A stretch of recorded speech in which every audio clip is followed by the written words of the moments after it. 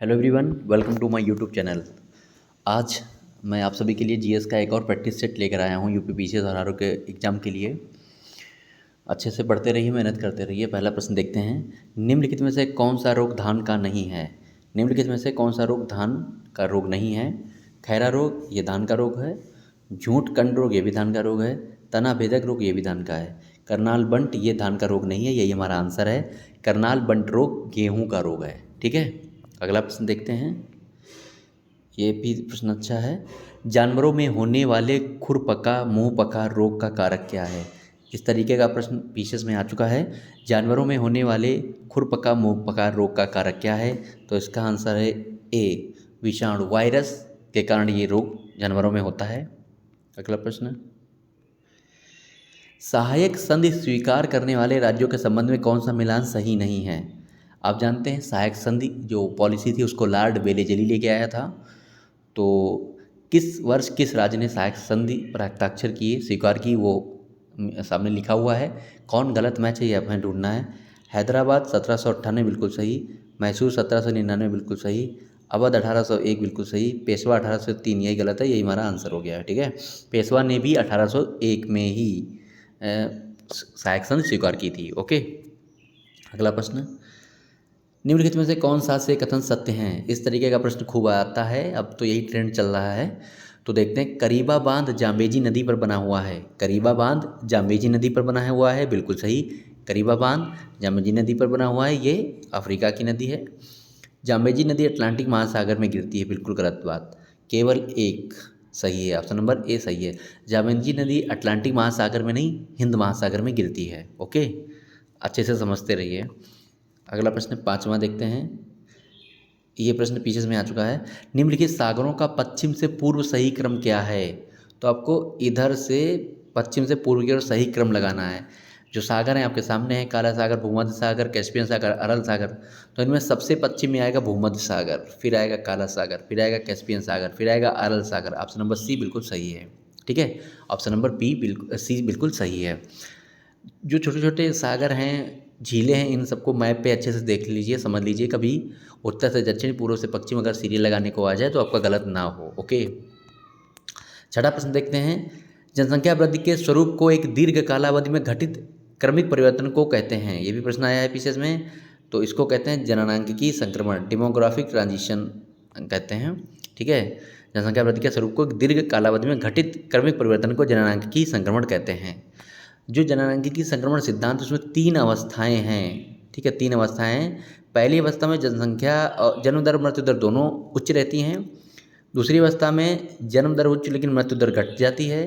तीसरी अवस्था में दोनों घट जाती हैं। ठीक है, ये बताया गया है जननांकिकी संक्रमण सिद्धांत में। ओके, अगला प्रश्न सातवां प्रश्न देखते हैं। अच्छा प्रश्न है। निम्नलिखित में से उत्तर प्रदेश के किस जिले में मार मृदा पाई जाती है। भी पीछे में आ चुका है। किस जिले में मार मृदा पाई जाती है, तो ऑप्शन आपके सामने, इसका आंसर होगा option number D, Jhansi. Jhansi में मार या माड़ ऐसे इसको लिखा जाता है, मार या माड़ मृदा पाई जाती है झांसी में। ओके, आठवां प्रश्न देखते हैं।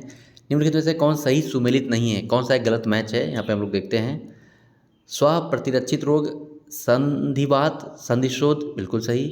आनुवांशिक रोग, क्षय रोग बिल्कुल गलत। इसके बाद पामा रोग, चिंचड़ी बिल्कुल सही। मानसिक रोग, मनोविदलता बिल्कुल सही। तो ऑप्शन नंबर बी हमारा गलत मैच है, ये हमारा आंसर है।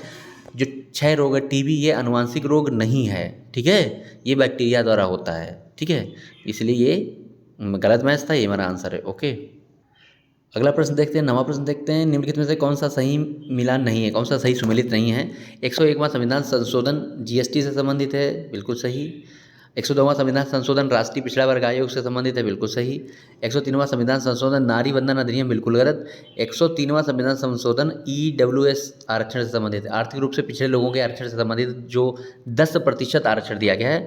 103वां संविधान संशोधन ईडब्ल्यूएस से संबंधित है। 104वां संविधान संशोधन SC ST आरक्षण को बढ़ाया गया है कुछ सालों के लिए, और तो उससे संबंधित है। तो ऑप्शन नंबर सी गलत में से, ये हमारा आंसर है। ठीक है, अगला देखते हैं प्रश्न। 10वां प्रश्न है। निम्नलिखित में से कौन सा से कथन सत्य हैं। दो कथन दिए गए, इनके बारे में हमें विचार करना है। पहले वित्त आयोग के अध्यक्ष केसी नियोगी थे, बिल्कुल सही। 1951 में पहला वित्त आयोग बनाया गया था जिसके अध्यक्ष केसी नियोगी थे। वित्त आयोग का गठन संसद द्वारा अनुच्छेद 280 के तहत किया जाता है, बिल्कुल गलत। संसद द्वारा नहीं, राष्ट्रपति द्वारा किया जाता है। तो दूसरा गलत है, पहला सही। केवल एक, इसका आंसर है केवल एक। वित्त आयोग का गठन 280 अनुच्छेद के तहत राष्ट्रपति द्वारा 5 वर्ष के लिए किया जाता है। ओके, अगला प्रश्न देखते हैं 11वां। निम्नलिखित में से कौन सही सुमेलित नहीं है? यहाँ पर भी देख लीजिए, अच्छा प्रश्न है, इस तरीके का प्रश्न आ चुका है, आता रहता है। राज्य ललित कला अकादमी उत्तर प्रदेश के बारे में है। उत्तर प्रदेश राज्य ललित कला अकादमी 1962, बिल्कुल सही। राज्य संगीत नाटक अकादमी 1963। भारतीय नाट्य अकादमी 1976, बिल्कुल गलत। अयोध्या शोध संस्था 1986, बिल्कुल सही। ऑप्शन नंबर सी गलत में सही हमारा आंसर है। भारतीय नाट्य अकादमी 1975 में बनी है, ये लखनऊ में है, ठीक है। अगला प्रश्न, मिलान कौन सा गलत है ये देखना है। निम्नलिखित में से कौन सही सुमेलित नहीं है, ठीक है। ऑपरेशन ब्लैक बोर्ड 1987, बिल्कुल सही। राष्ट्रीय साक्षरता मिशन 1988, बिल्कुल सही। समेकित बाल विकास योजना इंटीग्रेटेड चाइल्ड डेवलपमेंट प्रोग्राम 1975, बिल्कुल सही। किसान क्रेडिट कार्ड योजना 2000, बिल्कुल गलत। किसान क्रेडिट कार्ड योजना 1998 में आई थी, यही हमारा आंसर, यही गलत मैच था, ठीक है। किसान क्रेडिट कार्ड योजना 1998, बहुत बार ये पूछा गया है किसान क्रेडिट कार्ड योजना के बारे में, ठीक है। 13वां प्रश्न, निम्नलिखित में से कौन सही सुमेलित नहीं है? एक तरफ स्थानीय गर्म भवन है, दूसरी तरफ उसका क्षेत्र है, किस क्षेत्र में वो बहती है, चलती है, ठीक है। तो हरमट्टन है सहारा ग्रीन तट, बिल्कुल सही। लिवेंटर स्पेन, बिल्कुल सही। योमा जापान, ये सब पूछी जा चुकी है, अच्छे से याद कर लीजिएगा, समझ लीजिएगा। जापान में खामसिन मोरक्को, बिल्कुल गलत, यही हमारा आंसर है। खामसिन जो चलती है गर्म स्थानीय भवन, वो मिस्र में चलती है, ठीक है, मिस्र में। मोरक्को गलत है, यही आंसर है। अगला प्रश्न देखते हैं 14वां। निम्नलिखित में से कौन सही सुमेलित नहीं है? एक तरफ पत्र, समाचार पत्र हैं, एक तरफ उनके संपादक हैं। इंदु प्रकाश, एम जी रानाडे, बिल्कुल सही। Native opinion, B N Mandlik, बिल्कुल सही। बॉम्बे क्रॉनिकल, दादा भाई नौरोजी, बिल्कुल गलत। इंडियन मिरर, देवेंद्रनाथ टैगोर, बिल्कुल सही। तो ऑप्शन नंबर सी हमारा आंसर है, ये गलत है। बॉम्बे क्रॉनिकल फिरोज शाह मेहता का है, ठीक है। बॉम्बे क्रॉनिकल फिरोज शाह मेहता का है। 15वां प्रश्न, निम्नलिखित में से कौन सा से कथन सत्य हैं? संथाल विद्रोह का नेतृत्व सिद्धू कानू ने किया था, बिल्कुल सही बात है। संथाल विद्रोह हुआ था झारखंड, वर्तमान झारखंड में, उस समय तो बिहार था वो, 1855-56 में। तो सिद्धू कानू ने इसका नेतृत्व किया था, बिल्कुल सही है। मोपला विद्रोह 1921 में मालाबार क्षेत्र में हुआ था, ये भी बिल्कुल सही। ऑप्शन नंबर सी हमारा आंसर है। 1, 2 दोनों सही हैं, ठीक है। अगला देखते हैं, निम्नलिखित में से कौन सा से कथन सत्य हैं? कोठारी शिक्षा आयोग 1964 में बना था, जिसके अध्यक्ष दौलत सिंह कोठारी थे। शिक्षा से संबंधित सैडलर आयोग 1920 में बना था, तो दूसरा गलत है, पहला सही है, क्योंकि सैडलर आयोग 1917 में बना था, ठीक है। सैडलर आयोग 1917 में बना था, तो ऑप्शन नंबर ए बिल्कुल सही, केवल एक सही है यहाँ पे कथन, ठीक है। अगला प्रश्न, निम्नलिखित में से कौन सा सही सुमेलित नहीं है? ये कुछ संगठन, संघ हैं, सभाएं वगैरह हैं जो आधुनिक इतिहास में बनी थी। बंग भाषा प्रकाशक सभा 1836, बिल्कुल सही। लैंड होल्डर्स सोसाइटी 1838, बिल्कुल सही। ब्रिटिश इंडिया एसोसिएशन 1851, बिल्कुल सही।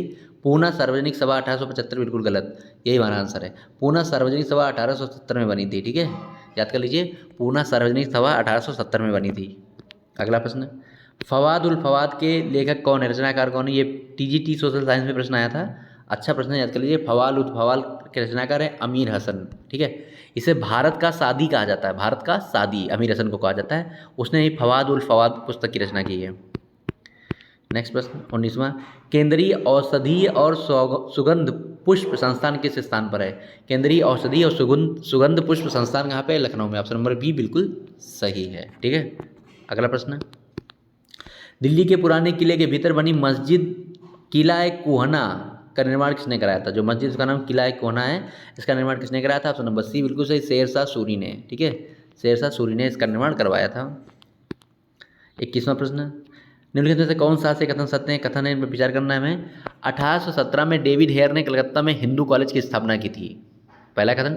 दूसरा है, जोनाथन डंकन ने 1791 में हिंदू कानून और दर्शन का अध्ययन करने के लिए वाराणसी में संस्कृत कॉलेज की स्थापना की थी।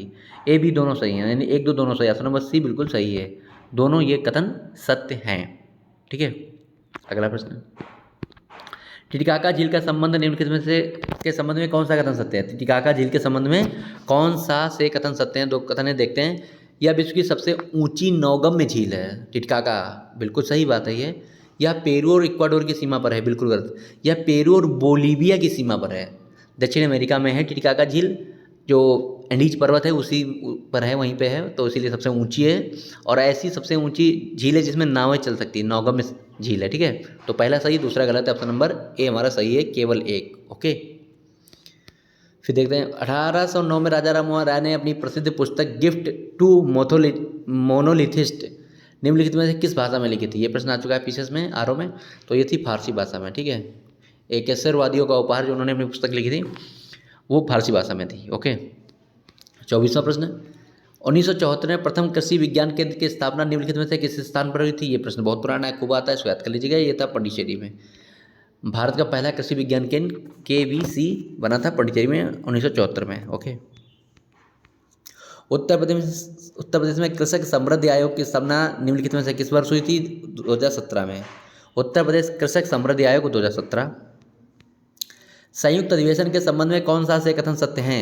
संसद का जो संयुक्त अधिवेशन होता है, संयुक्त बैठक होती है, उसके बारे में कौन सा कथन सत्य यहाँ पे देखना है। संविधान में संयुक्त अधिवेशन का प्रावधान अनुच्छेद 108 में है, बिल्कुल सही। संयुक्त अधिवेशन की अध्यक्षता राष्ट्रपति करता है, बिल्कुल गलत। अध्यक्षता करता है लोकसभा अध्यक्ष। संयुक्त अधिवेशन की अध्यक्षता करता है लोकसभा अध्यक्ष। ऑप्शन नंबर ए हमारा सही, केवल एक सही है, ठीक है। फिर देखते हैं निम्नलिखित में से कौन सा सही सुमेलित नहीं है। ये सब मेला वगैरह हैं। बटेश्वर आगरा, बिल्कुल सही। देवा शरीफ जौनपुर, बिल्कुल गलत। संकिसा फर्रुखाबाद, बिठूर कानपुर, बिल्कुल सही। ऑप्शन नंबर बी हमारा सही है, क्योंकि देवा शरीफ जौनपुर में नहीं लगता है मेला देवा शरीफ का, ये बाराबंकी में लगता है, ठीक है, इसलिए बी सही है। 28वां, तो यहाँ पे मैं देखते हैं भारत सरकार ने protection of plant varieties and farmers right act किस वर्ष पारित किया। ठीक है, protection of plant varieties and farmers right act Bharat सरकार ने जो पारित किया था वो 2001 में पारित किया था, ठीक है। ऑप्शन नंबर ए बिल्कुल हमारा सही है, 2001 में ये पारित किया गया था। ये प्रश्न आ चुका है पीछे में। 29वां देखिए, बहुत अच्छा प्रश्न है। अम्ल वर्षा के संबंध में कौन सा से कथन सत्य है। वायुमंडल में सल्फर और नाइट्रोजन ऑक्साइड का उत्सर्जन अम्ल वर्षा का कारण है, बिल्कुल सही बात। जब उद्योग धंधों से SO2 NO2 वगैरह निकलती है, ऊपर जाती है, वायुमंडल में पानी होता है H2O, तो क्रिया करके HNO3 और H2SO4 बन जाता है, तो अम्ल वर्षा होती है। अम्ल वर्षा मृदा से एल्युमिनियम के निक्षालन का कारण है, तो दूसरी बात बिल्कुल गलत है। ऑप्शन नंबर ए बिल्कुल सही है, केवल एक, ठीक है, केवल एक यहाँ पर कथन सही है। अगला प्रश्न, निम्नलिखित में से कौन सा से कथन सत्य है। बहुत अच्छा प्रश्न है।